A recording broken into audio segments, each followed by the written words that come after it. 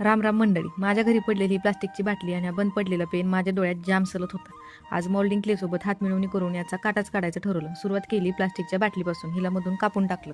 बेलनं रोज रोज चपात्या लाटून वैतागला असेल. आज त्याच्या आयुष्यात आपण चेंज आणू आणि त्याला क्ले लाटायला देऊ.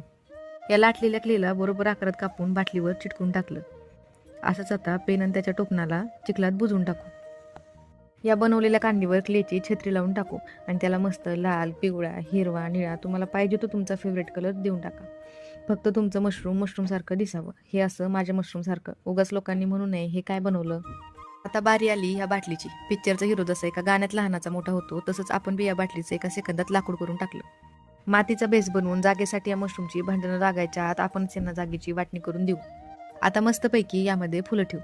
मशरूमपेक्षा बारकाले चिंगी आणि पिंट्या ठेवू. झाला तुमचा फ्लॉवर पॉट तयार. विकतपेक्षा 10 पट भारी.